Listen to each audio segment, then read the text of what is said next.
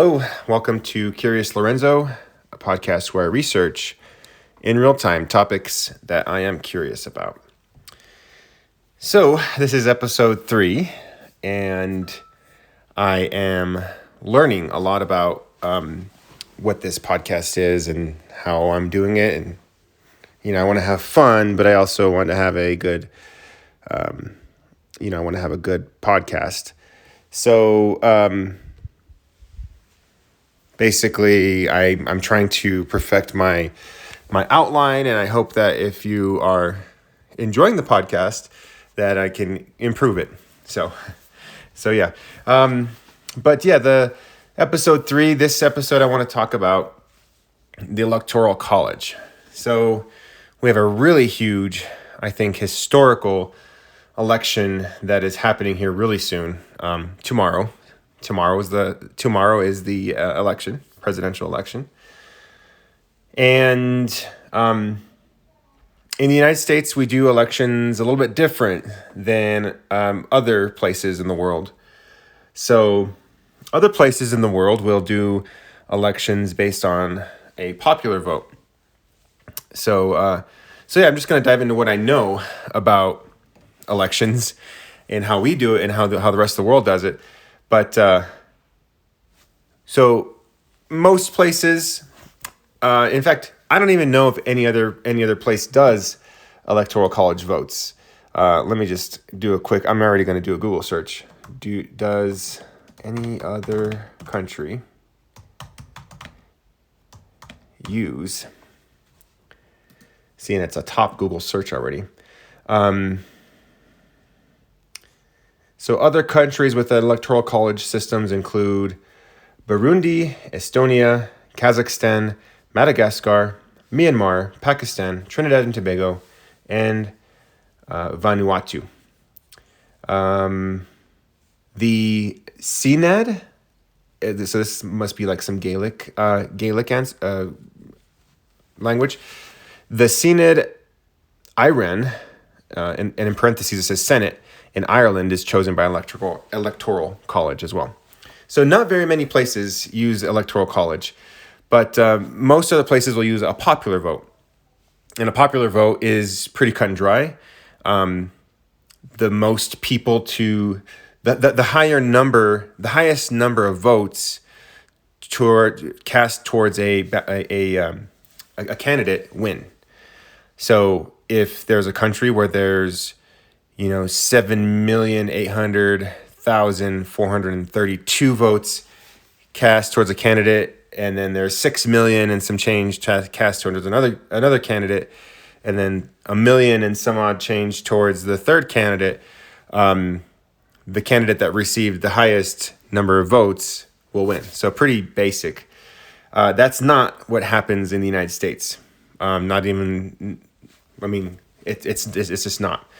We keep track of a popular vote, but the popular vote winner does not win that presidency, the election. And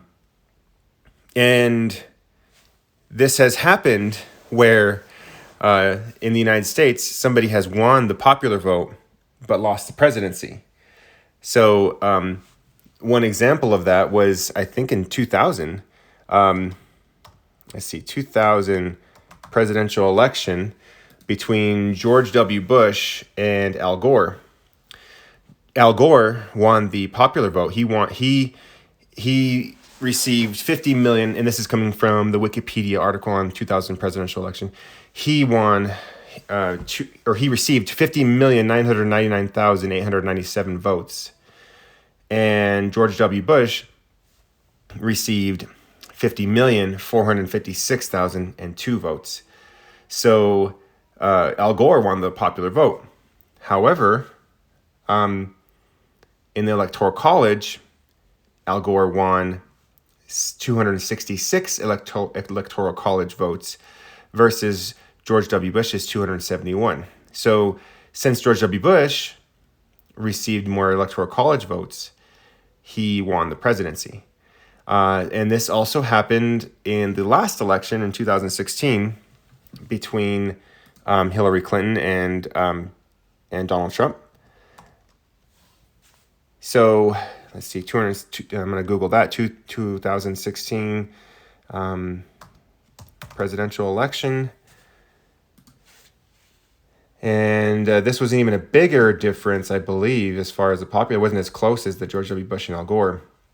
Yeah, so in 2016, Hillary Clinton received 65,853,514 votes versus Donald Trump's 62,984,828 votes. But Donald Trump received 304 Electoral College votes versus Hillary Clinton's 227. So it's an interesting, I don't know if interesting is the right word, but it's a system that we use. So I wanted to find out a little bit more about the history of why we use the Electoral College. I wanted to find out,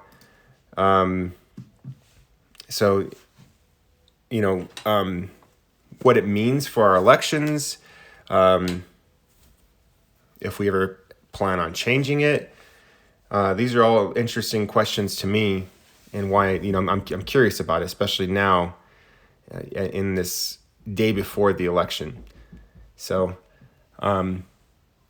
let's go ahead and get started.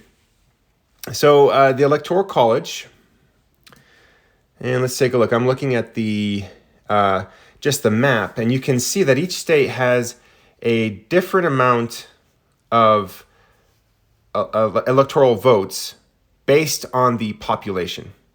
So today, the Electoral College is based on, looks like, the 2010 census, and there's 538 total Electoral College votes. The total number cast in 2016 was 538. And in 2016, of which Donald Trump received 304, Hillary Clinton received 227. And this is interesting. Colin Powell received 3 of those. Bernie Sanders received 1 Electoral College vote. John Kasich, was he the governor of Ohio? Kasich, he received 1. Ron Paul received 1, and Faith Spotted Eagle received 1. So yeah, that was in the 2016 election. There's 538 votes. So I'm just going to read this first paragraph and see what I can glean off of this first paragraph of this article. In the United States, the Electoral College refers to the group of presidential electors required by the United States Constitution to form every 4 years for the sole purpose of electing the President and Vice President of the United States. Article 2, Section 1, Clause 2 of the Constitution provides that each state shall appoint electors selected in a manner in legislature determines, electors selected in a manner its legislature determines, and it disqualifies any person holding a federal office, either elected or appointed, from being an elector. So somebody's appointed.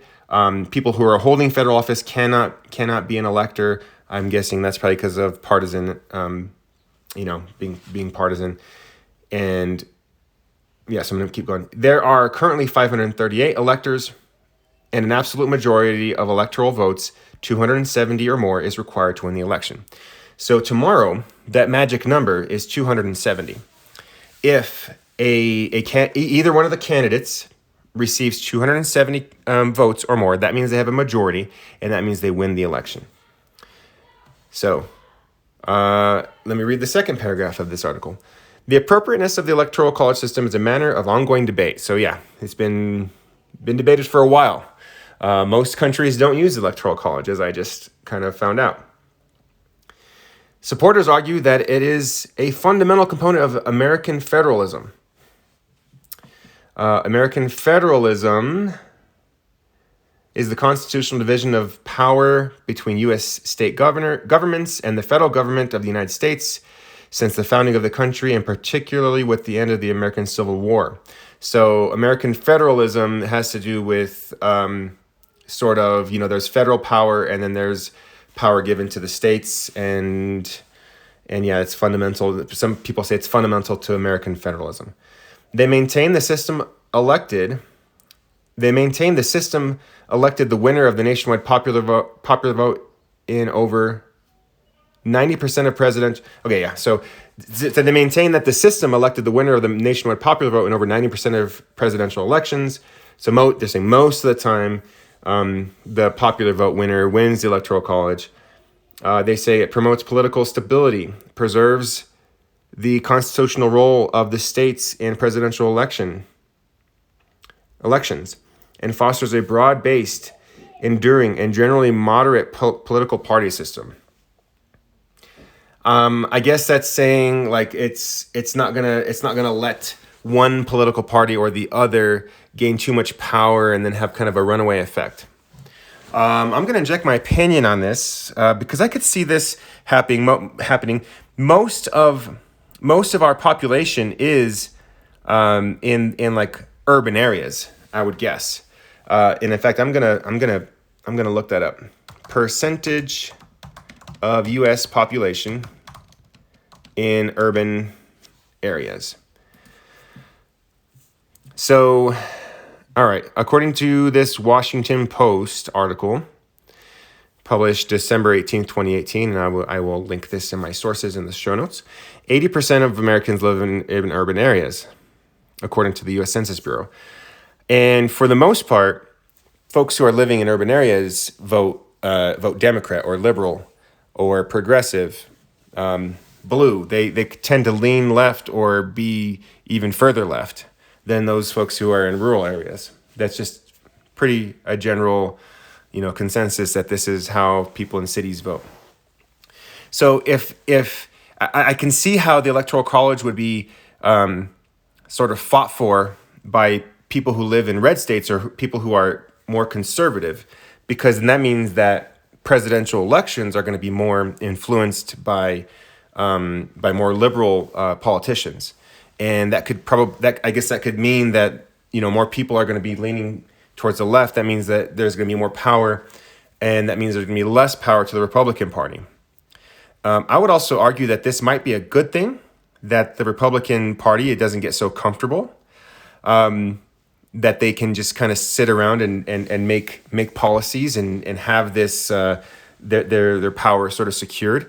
And I could also argue that on the same end that the Democratic Party can be a little bit unsafe too, because it could give room for another political party to rise, maybe a second or a third or a fourth political party. So popular vote, I think, is a good thing, but Democrats and Republicans might not want it because that means their power isn't so secure. So that's a little bit of my analysis. I'm not sure if that has any validity to it. There it is. I struggle with that word, validity to it. But yeah, the Electoral College sort of keeps power in the hands of those that have it, it seems. All right. Critics argue, so I'm reading from the article again, third paragraph. Critics argue that the Electoral College is less democratic than a national direct popular vote and is subject to manipulation because of faithless electors. Faithless electors is linked and defined, if I hover over. In United States presidential elections, a faithless elector is a member of the United States Electoral College who does not vote for the presidential or vice presidential candidate for whom they were pledged to vote. That is, they break faith with the candidate they were pledged to vote and vote for another candidate. So I've heard of this, like in the Electoral College, the electors are assigned by the state, and it's up to them to cast their vote, and a faithless elector, I guess, can vote for whoever they want.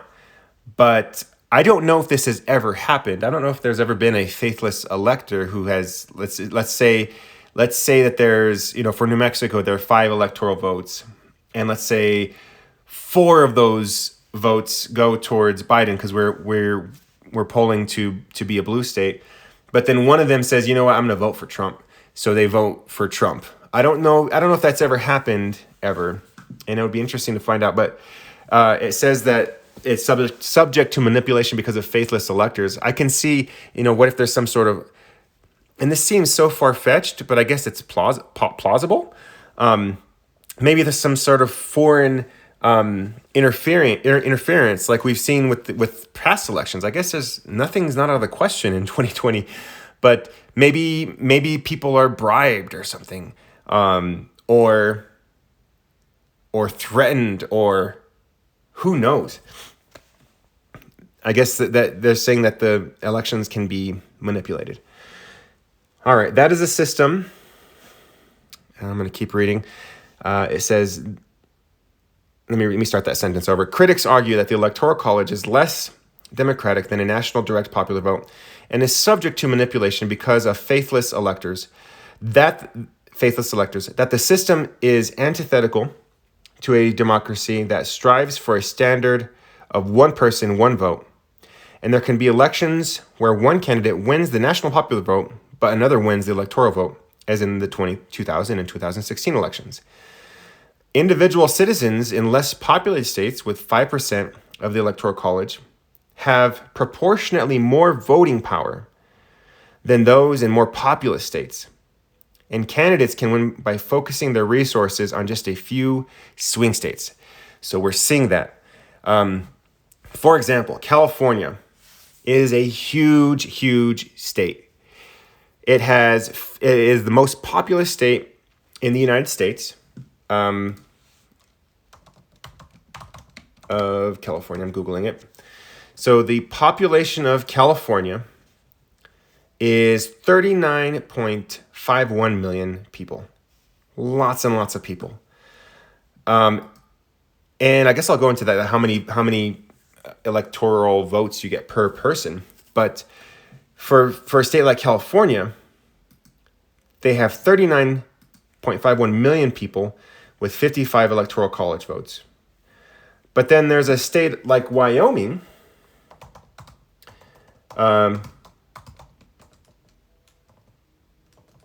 that is very sparsely populated, that has 578,759 people. Very, very, very low population. And Wyoming receives 3 electoral votes. So I guess you can calculate you can divide what's the population per electoral vote. And it turns out that this ratio makes it so that those those very sparsely populated states have less. They have more power per vote. More. The ratio is in favor of those smaller states. And then on the other part of this statement was that candidates can focus their resources on a few swing states. And a swing state is a state that doesn't always vote for one candidate or the next. That means the elections in those states are always pretty close. So like California and New York are pretty solid blue for the most part. They're pretty solid liberal, democratic. And so it doesn't really make any sense for a candidate to focus any time or energy in New York and California, because all of those electoral votes are going to go towards that candidate. All 55 of California's and all 29 of New York's are going to go towards the candidate that they pick, which is going to be, in this election, going to be Joe Biden. There's going to be millions of voters in both of those states that vote for Donald Trump, but none of those votes really are going to count towards anything, because the Electoral College votes, all of those votes go towards that candidate. On the red end, so states like West Virginia, Wyoming, Texas is the big state with a lot of electoral votes. That's pretty solid most of the time, except for this year. It's polling pretty close.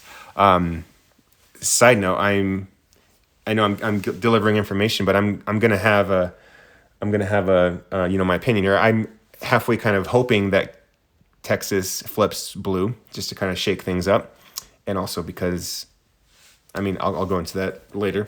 But these states tend to be pretty solid red. Most southern states are pretty solid red. Most a lot of Midwest states are pretty solid red, like Missouri, and Indiana, Kentucky, Tennessee. So those are usually pretty solid red. So they're not swing states because they are are safely going to be Republican, going to be conservative states. The swing states are the ones that can go one way or the other.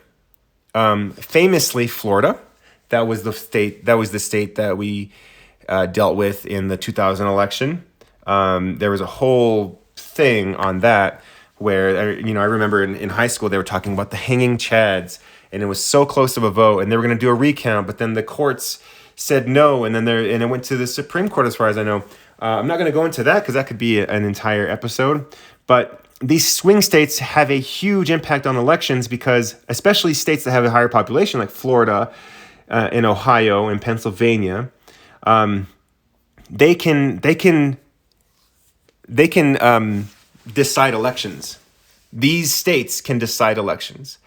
So it's really interesting that how this works out. These swing states are what's focused on by candidates. All right. I'm going to take a quick break. That was just my sort of intro.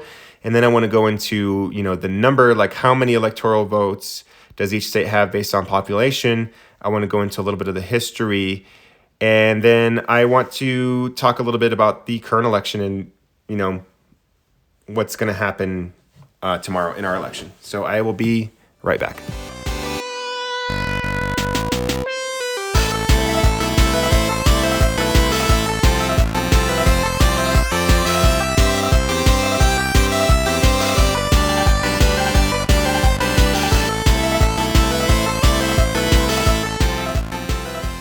Okay, I'm back. So, I went over and researched basically, what is the Electoral College? It's a way of electing our president that is not the popular vote.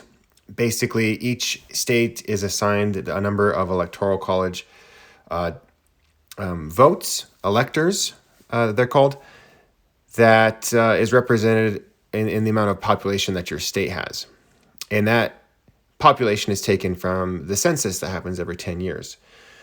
So the last census was 2010. We're still going off of that census. The 2020 census is still kind of up in the air right now. It's still happening, as far as I know.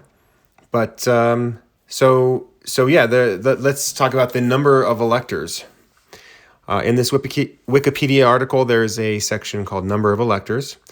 In Article 2, Section 1, Clause 2 of the Constitution empowers each state legislature to determine the manner by which the state's electors are chosen. So each state determines how the electors are chosen.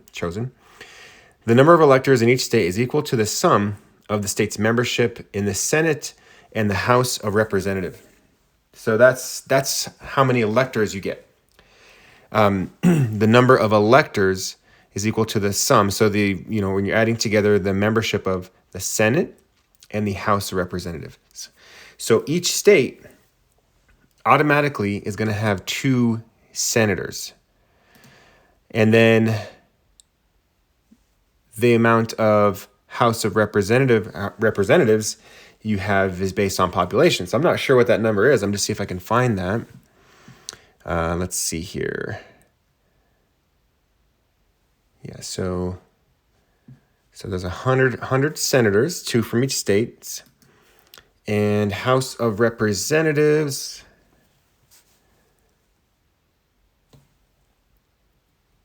Let's see if we can find out the number of people, the number of representatives per population. This is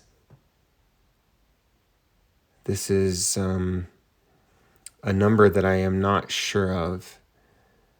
I'm guessing that it's maybe like 500,000 people per senator or per representative, but I am not sure. So this is just the Wikipedia article. Okay, here we go. As of the 2010 census, the largest delegation is that of California with 53 representatives. 7 states have only 1 representative: Alaska, Delaware, Montana, North Dakota, South Dakota, Vermont, and Wyoming.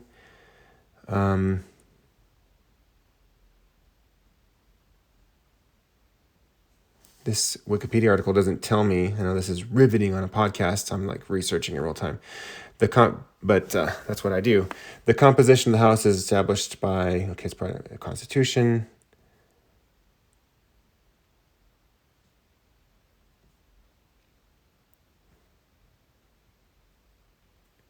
So let me just Google how many people per representative.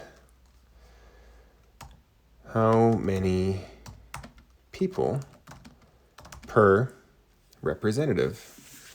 Looks like this is a common Google search. So there's a website here, history.house.gov. On this date, the House passed the Permanent Appointment Act of 1929, fixing the number of representatives at 435. So I guess you're fixed at 435 reps? Okay, so, and then it's just distributed. So there's not going to be more. Oh, gotcha now. Okay. So the number of people per representative is not a fixed number. It's the ratio, whatever the divided population of the country is based on that 435 number. It's never going to go over 435. So it's just whatever ratio that is. That's interesting. I did not know that. I thought it was a fixed number. So let's see here, 20 people per representative. Let's see here. And then in 2018, there was an article. The U.S. population keeps growing, but House of Representatives is the same size as the Taft area because of that, because of the Permanent Appointment Act of 1929.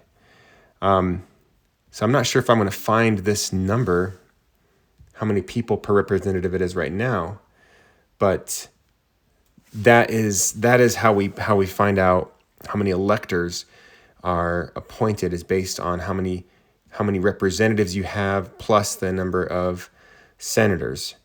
And this is going to bug me because I really want to know how many people per representative it is right now. So let's see, I'm just going to Google House of Representatives. Maybe it's in the house.gov.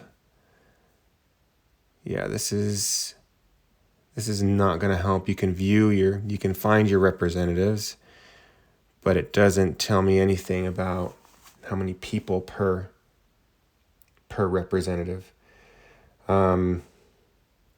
As of right now, Democrats control the House. There are 5 vacant seats, 1 Libertarian. What else do we have here? The next election is going to happen tomorrow, so a lot of House seats are going to be up for election.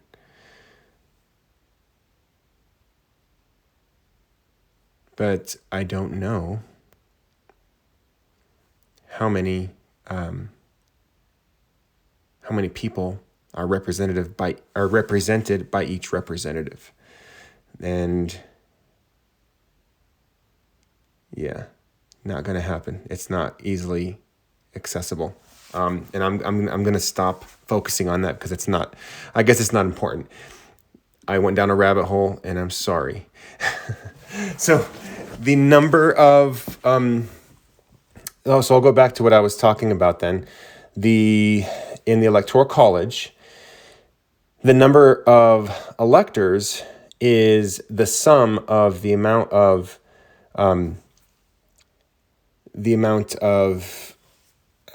senators plus the amount of representatives that you have in a given state. So let me go ahead and find the map again.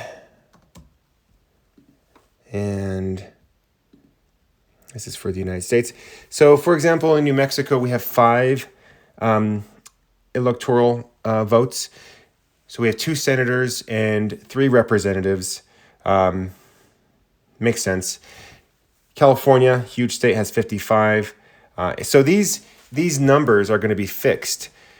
So since the representative House of Representatives, that number is fixed based on that act, saying that they're fixed at, what was it, 400 and some odd numbers, 435. It's fixed by law by 435. The Electoral College is not going to move either.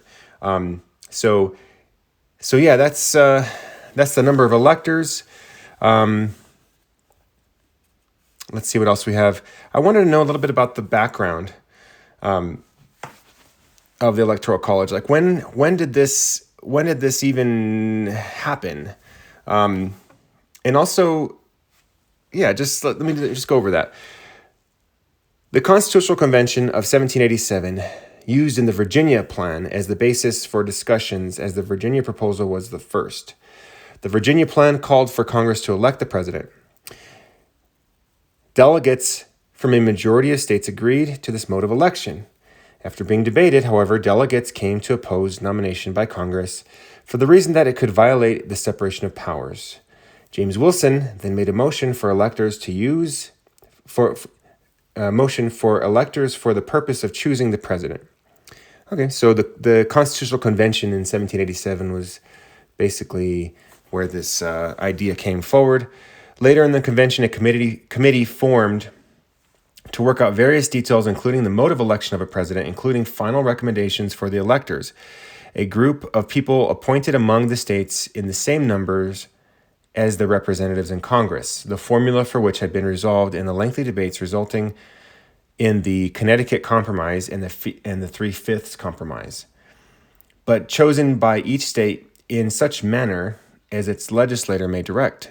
Committee members, Governor Morris, explained, it's spelled like French governor, explained the reasons for the change. Among others, there were fears of intrigue if the president were chosen by a small group of men who met together regularly, as well as concerns for the independence of the president if he were elected by Congress. However, once the Electoral College had been decided on, several delegates, Mason, Butler, Morris, Wilson, and Madison, openly recognized its ability to protect the election process from cabal. What does that mean? I'm going to look that up. Look up cabal. Cabal is a secret political critique or clique or faction. So protect the election process from cabal, corruption, intrigue. What does this mean? I need to look this up as well. Intrigue means arouse with curiosity or interest of. Okay, well, yeah, I know what intrigue means. Is there a definition for this context though? Definition. Okay, the second definition: to make secret plans or do something illicit or detrimental to someone. So they wanted to be secretive. And faction. Some delegates, including James Wilson and James Madison, preferred popular election of the executive. Madison, okay, yeah, let's do that. Let's do the popular vote. So it was even thought of James Wilson and James Madison wanted the popular vote. Madison acknowledged that while a popular vote would be ideal, it would be difficult to get consensus, getting people to agree, on the proposal given the prevalence of slavery in the South. So it came down to a power issue. It turns out that the divisiveness that we are experiencing right now in the United States is not a new one. I did do an episode. My last episode was tribalism, which, it's a thing. And we were very divided back then. And I guess people in the North who weren't, where slavery was not as prominent, it still existed, but it wasn't as prominent, would have to worry about what do you count as a person? And that's when we get the 3/5 Compromise, that there's black slaves who are not voting, but the people in the South, of course, they want to count their slaves as people only when it makes sense to them as far as their power is concerned, which is totally messed up. People suck, was basically what I'm getting out of that. But the 3/5 compromise is the people in the North. Okay, well, your slaves count. Yeah, they don't own slaves, but your slaves can count as 3/5 of a person. So America has been pretty awful in that regard, as far as like honoring people as people and giving people power, and not honoring the marginalized since its beginnings. So yeah, that's basically the background of Electoral College. People in the North, maybe there were less people. I don't know. I wonder the population differences back then, but they wanted their votes to count more so that the people in the North with their different ideologies can have more power and vote in a president, versus the South, who might have more slaves they can add to the population, and that would count.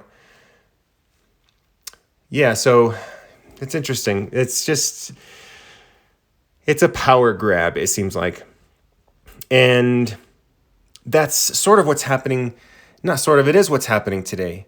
And I kind of mentioned that in the beginning of this episode. Most people today live in urban areas, and in urban areas, people tend to be more left-leaning, more progressive, more liberal, and in rural areas where there's less people, they tend to be more conservative. So it makes sense for Republicans to fight for that Electoral College, because the fewer people have more power in their vote than those in like somewhere like California or Massachusetts or New York. So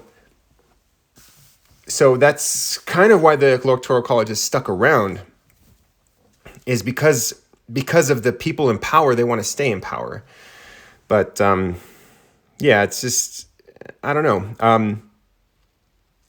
It's a tricky thing, this governing business, I guess. But so that's all I want to talk about as far as the history and the kind of the information of the Electoral College. Basically, it's, in my opinion, it's kind of a backwards system. Not kind of, it's a backwards system to elect a president.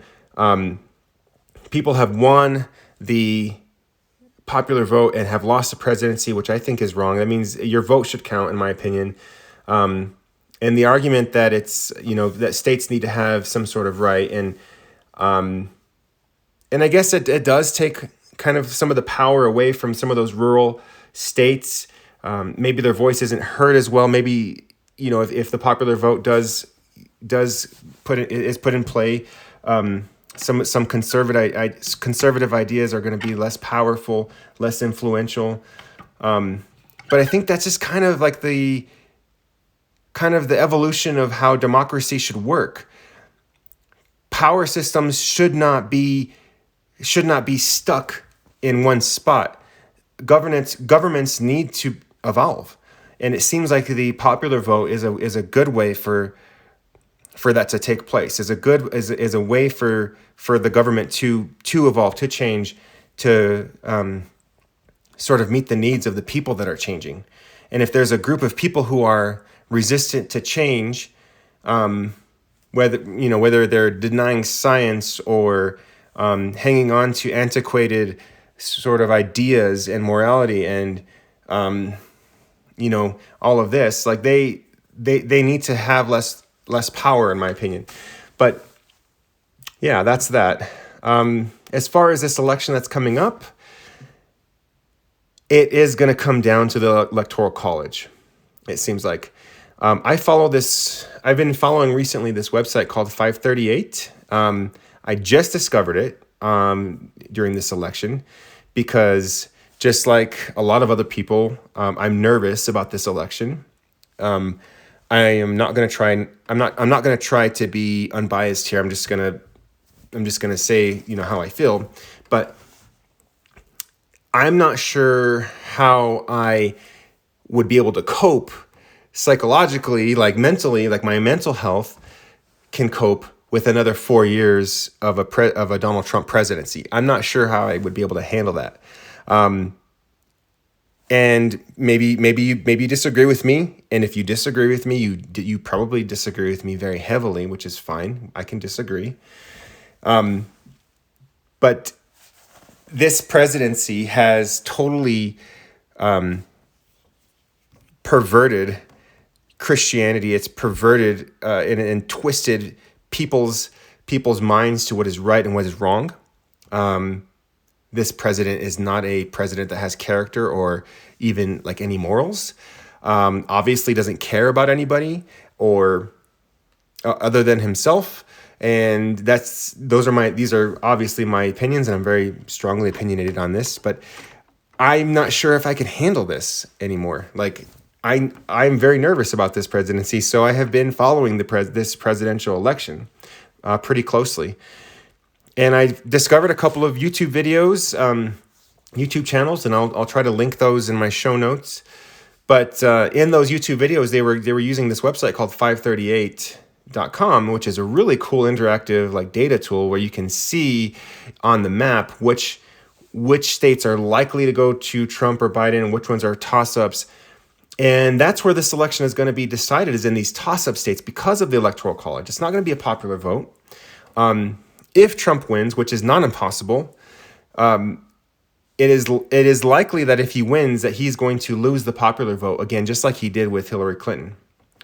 But as it stands right now, the I guess key states that 538 is saying that are there are Arizona, Colorado, Florida, Georgia, Michigan, Minnesota, Nebraska's 2nd congressional district, because Nebraska's weird, I guess. I didn't go into the history of Nebraska, but Nebraska separates their electoral votes into 3 districts, and then Maine separates theirs into 2, which is a little bit. They do things a little bit different than the other states. It's not like all or none.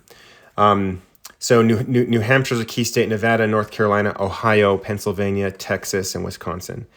And I remember this nightmare from 2016 when the votes started to come in, and I'm not exactly sure which swing states went towards Donald Trump. That the point when we started getting freaked out. I know Florida was one of those, Ohio, and I think it was even Wisconsin. I know Pennsylvania. A lot of these key swing states were swinging towards Donald Trump, and people started to panic, including myself. So as it is right now, of these key states, Texas, which is a key, it's considered kind of a swing state now, which is kind of crazy. It's usually pretty solid red, is likely going to go towards Texas, but it's kind of trending in the way towards more of a swing state, which is kind of crazy. But Texas is a very highly populated state, but it does have some of the biggest metros in the country, including Houston, Dallas, Fort Worth, El Paso, Austin, San Antonio. So these really, really big cities where you might have more of a left-leaning population. So it's interesting, but that's leaning Trump. But Arizona's leaning towards Biden. Nevada's leaning Biden. As it is right now, Iowa is leaning Trump, but Wisconsin is likely going to go Biden. Michigan is likely going to go Biden. Pennsylvania is likely going to go Biden. Ohio is slightly leaning towards Trump. North Carolina is likely sort of leaning towards Biden, but it can swing either way. Georgia, surprisingly, is sort of leaning towards Biden, and then Florida is leaning towards Biden. So as it is right now, in these videos that I've been watching, if any of these sort of key swing states go towards Biden, then it's going to be a really good sign. In order for Trump to win this presidency, he's going to have to swing those states that are polling towards Biden towards him, and he's not going to be able to do it unless he swings all of those states towards him. As it is right now, 538 is saying there's a 90% chance that Biden is going to win the election and a 10% chance that Trump is going to win the election. But what's kind of scary towards me is that I kind of have a little bit of post-traumatic, memories of 2016 when I remember, reading and watching videos 4 years ago when they were saying, oh yeah, Trump doesn't really have a great chance. It's likely it's going to go towards Hillary Clinton. And I kind of went with those polls, but now it's 10%. I'm like, oh, that's 10%. That's a chance. So anyways, yeah, we'll see how things go. Tomorrow's the election. And I'm obviously hoping for a Biden presidency. But if you're hoping for a Trump presidency, it's not looking good. But I want to disagree with people civilly. I want to resist my tribalistic sort of behaviors and sort of move on. And I'm hoping that this country takes a route that is more of a unifying route, that we can be sort of the healthy tribalism that I was kind of reading about in my last podcast is, the supporting each other, the finding common ground and sort of gathering around that, and maybe disagreeing, and maybe you can even passionately disagree, but not to the point where you're separating that person as to the other. They're the other tribe, and we need to fight that other. I don't know what that looks like. I don't know what that kind of leader looks like, where they can be that unifying person. I guess Abraham Lincoln was that sort of leader, because he unified the country again. And we don't have two separate countries. We don't have the Confederate States of America and the United States of America. We have the United States of America. We're united. We're together. So I'm hoping that we can find that unity, that common ground, that we can respect each other's differences, that we can, all of that. I'm hopeful. We'll see what happens. And I'm hoping this election, if it's a Biden presidency, that is the first step towards unifying our country, because it really has seemed that a Donald Trump presidency has been nothing but divisive and has turned politics into a very ugly scenario, and has pushed the left even further left, and it's pushed the right even further right. And there's really no middle ground. There's really not an in-between anymore, it seems. But I'm hopeful for myself and for my kids and for our young generation that this is a positive step forward, this election. It is going to be a historical election for a lot of reasons. But we'll see how things go. That's all I have for this one. Maybe some non-election related stuff on the next podcast. I have a couple of things I'm thinking about that I want to research. And if you've joined me for this, thank you. And I will talk to you on the next one. Thank you.